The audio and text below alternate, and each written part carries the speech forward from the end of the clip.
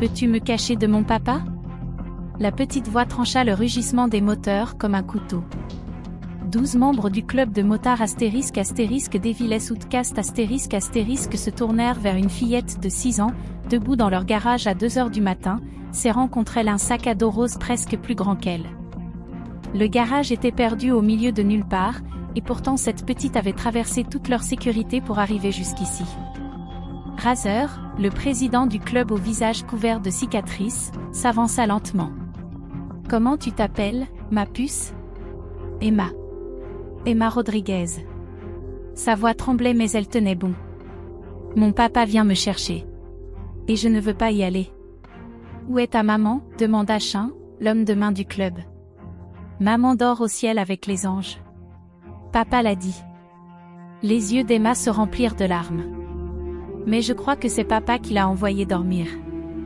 Elle avait du rouge sur la tête avant d'aller au ciel. Les motards échangèrent des regards lourds. Tous savaient ce que signifiait « du rouge sur la tête ». « Comment es-tu arrivé jusqu'ici ?» demanda Razor en s'accroupissant. « J'ai suivi la ligne blanche cassée de l'autoroute toute la nuit. Maman m'a montré le chemin une fois quand on est passé en voiture. Elle m'a dit que si quelque chose de vraiment grave arrivait, je devais trouver les gens qui font peur et qui se battent contre les monstres. » Elle ouvrit son sac à dos. « J'ai apporté des biscuits pour le voyage et le téléphone de maman. Et aussi... » Ses petites mains tremblaient. Elle sortit un couteau de cuisine couvert de sang séché. « Papa faisait du mal à maman avec ça, alors je l'ai pris. Maman a dit, si quelque chose de grave arrive, prends les preuves. » « C'est une preuve ?» demanda-t-elle d'une voix innocente. Avant qu'il puisse répondre, Emma sortit encore une chose, un petit appareil photo numérique puis une clé USB Hello Kitty. « Maman m'a appris à prendre des photos quand papa devenait méchant. Elle disait que la police ne nous croirait pas sans beaucoup de preuves parce que papa savait faire semblant d'être gentil. Elle a caché ça dans mon sac et m'a dit que si quelque chose lui arrivait, je devais le donner à la police. » Le premier cliché montrait une femme avec un œil au beurre noir. Le deuxième, des bleus sur les bras. Au troisième, les motards durent détourner le regard. Il y avait 47 photos au total, sur plusieurs mois, chacune pire que la précédente. « Où est ton papa maintenant, Emma ?» demanda Razor d'une voix glaciale. « Il est allé voir ses amis de travail, les hommes aux voitures rapides et aux armes. Quand il revient, il a dit qu'on partira loin où personne ne nous trouvera. Mais je ne veux pas y aller. Il me fait peur. Et il a fait dormir maman pour toujours. » Des moteurs approchèrent dans la nuit. 3 voitures. « Ce sont les amis de papa », chuchota Emma, terrorisée. Elle se réfugia derrière Razor. « Ne les laissez pas m'emmener. » Le père d'Emma sortit de la première voiture, ivre, armé, accompagné de 2 hommes au regard froid des cartels.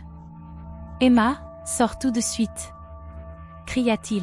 « Tu as pris quelque chose qui ne t'appartient pas. » Les motards se mirent en formation. 12 criminels endurcis contre 3 hommes armés, mais il y avait une enfant au milieu. « Elle a pris la clé », hurla le père. « La petite a la clé SP. »« Calmez-vous, monsieur », lança Razor. « Ne me dis pas quoi faire. Cette clé contient toute notre opération, nom, date, transfert d'argent. » Un des hommes leva son arme. « On ne laisse pas de témoins. »« Papa, je ne veux pas partir avec toi, » murmura Emma. « Espèce de petite peste. Tu ne sais pas ce que tu as fait. Donne-moi cette clé ou nous sommes tous morts. » Alors Emma fit quelque chose d'incroyable.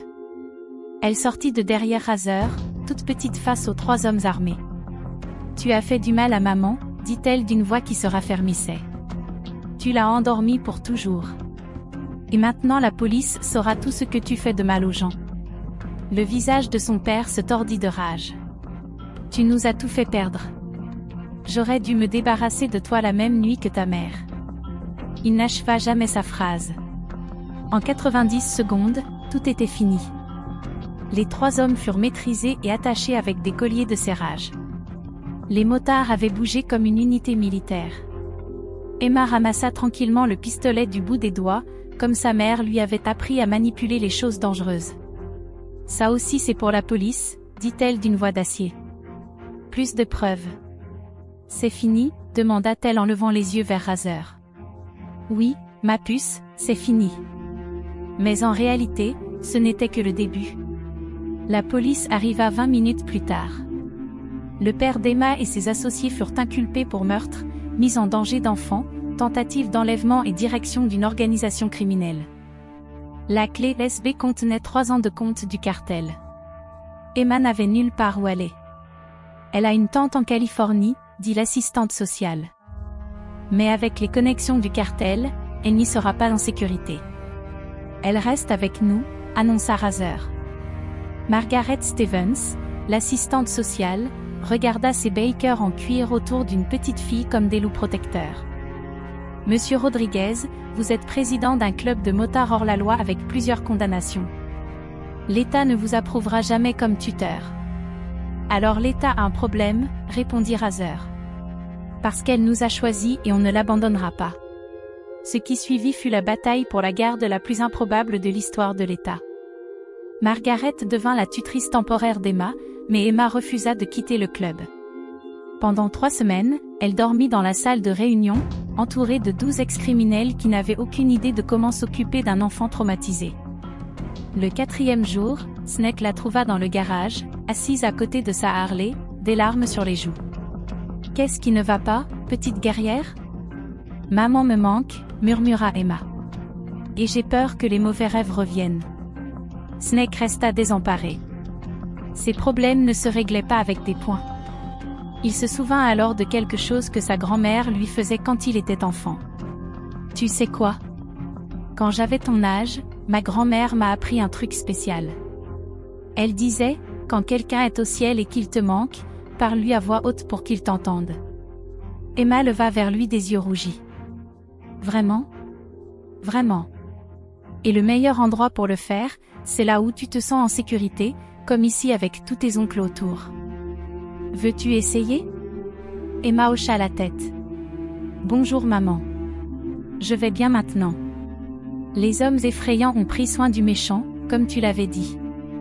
Et ils m'apprennent à être courageuse comme toi. Astérisque, à suivre, astérisque. Veux-tu que je continue la traduction pour la suite de l'histoire? » Il n'y avait pas un seul œil sec dans ce garage. La première nuit, Emma se réveilla en hurlant à cause de cauchemars sur son père. Chien, une montagne d'hommes avec des larmes tatouées sous les yeux, fut le premier à accourir. La vision de cet exécuteur terrifiant essayant maladroitement de réconforter une fillette de 6 ans aurait pu sembler comique si ce n'était pas si déchirant. « Et, petite guerrière, dit-il d'une voix plus douce que personne ne l'avait jamais entendue. Tu es en sécurité maintenant. Les monstres ne peuvent pas t'atteindre ici. Mais, et s'ils reviennent? Sanglota Emma. Chan regarda autour de lui, désespéré, puis s'assit lourdement sur le petit lit. Tu vois, le truc avec les monstres, c'est qu'ils ont très peur des monstres encore plus grands. Et, ma chérie, nous sommes les plus gros monstres de tout l'État.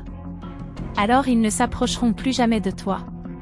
Emma cessa de pleurer et leva vers lui de grands yeux. Promis. Promis. Et tu sais quoi? Si jamais tu as peur encore, tu n'as qu'à appeler oncle Chin et Jacouré. Même si je dors, même si je suis sous la douche, même si je répare ma moto, tu appelles et je viens. C'est ça, une famille. Ce moment changea tout. Pas seulement pour Emma, mais pour chacun des hommes dans ce club. Mais la véritable épreuve arriva 2 semaines plus tard, quand Emma tomba malade avec de la fièvre. 12 criminels endurcis se transformèrent en infirmiers paniqués du jour au lendemain. « On devrait peut-être l'emmener à l'hôpital ?» demanda Tank, arpentant la pièce nerveusement. « Ce n'est qu'une fièvre, » répondit Doc, mais sa voix manquait d'assurance. « Je pense ?» répéta Razer d'un ton glacial. « Ce n'est pas suffisant. » Ils veillèrent toute la nuit à tour de rôle, vérifiant sa température toutes les heures. Chin resta assis près de son lit, lui lisant des livres pour enfants d'une voix rauque. Snake lui apporta des glaçons. Damon, en réalité prénommé David, lui chanta des berceuses de son enfance. Quand la fièvre tomba le lendemain matin, Emma ouvrit les yeux et découvrit ses 12 oncles endormis sur des chaises autour de son lit, des tasses de café vides et des bouteilles de sirop pour enfants éparpillées partout. Vous êtes tous restés avec moi, demanda-t-elle doucement. Razor ouvrit les yeux. Bien sûr, ma chérie. C'est ce que font les papas et les oncles. Margaret Stevens, l'assistante sociale, observait cette transformation avec scepticisme, qui se muait peu à peu en émerveillement.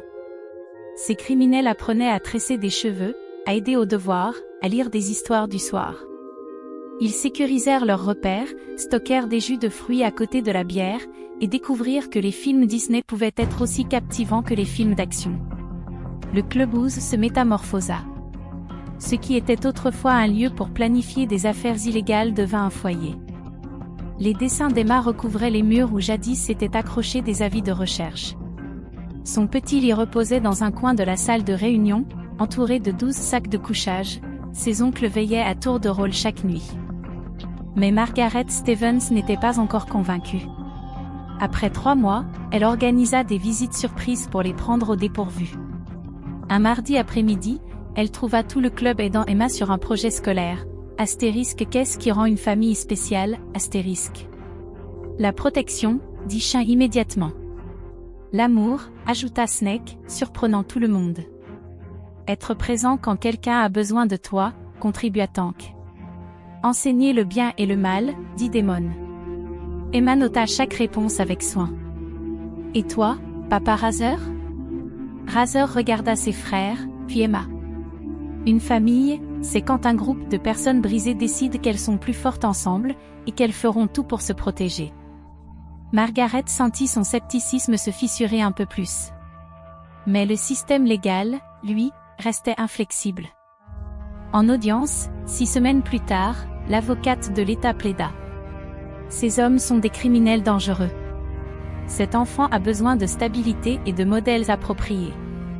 L'avocat commis d'office de Razor répliqua.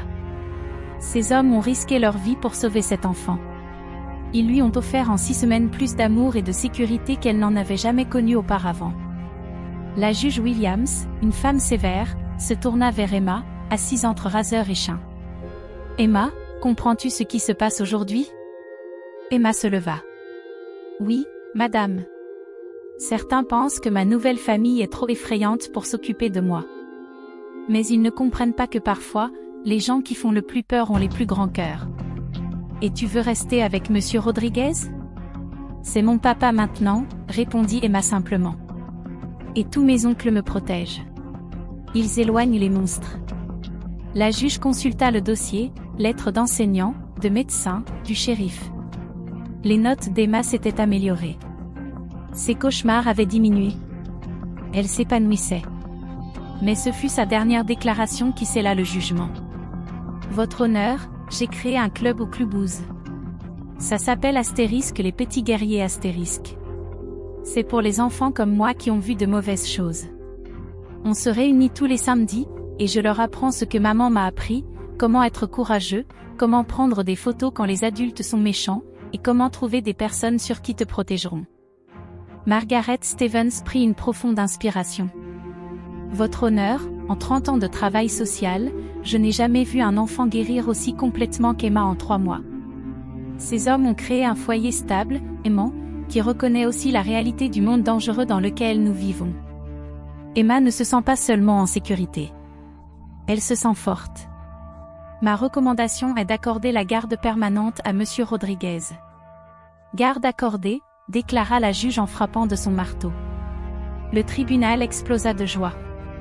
Les 12 Bakers crièrent comme s'ils avaient remporté le Super Bowl. Emma se jeta dans les bras de Razor, l'appelant astérisque papa astérisque pour la première fois devant tout le monde. Margaret Stevens essuya une larme qu'elle ne s'était pas sentie couler. Cette nuit-là, les Deviles Outcasts organisèrent la plus grande fête de leur histoire.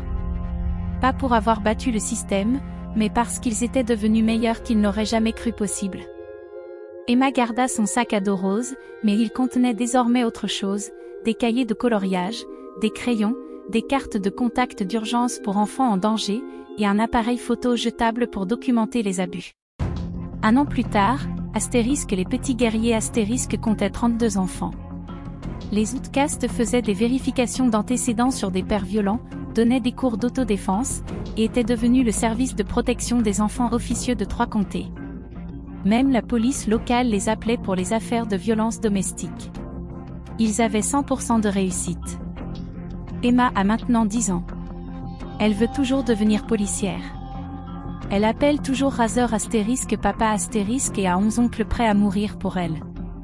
Et chaque année, à la date où elle entra dans leur garage, ils célèbrent non pas ce qu'ils ont fait pour elle, mais ce qu'elle a fait pour eux. Car Emma leur a appris que les plus brisés peuvent devenir les meilleurs protecteurs, que la famille ne se définit pas par le sang ni par un casier judiciaire vierge, et que parfois, les hommes les plus dangereux font les pères les plus tendres. La clé USB qui sauva la vie d'Emma repose dans les archives du FBI. Les photos de l'abus de sa mère servirent à condamner un réseau de cartels. Et le sac à dos rose d'Emma la suit partout. Parce que certaines batailles exigent de la préparation, certains voyages nécessitent des snacks, et certaines petites filles portent en elles le courage de changer le monde.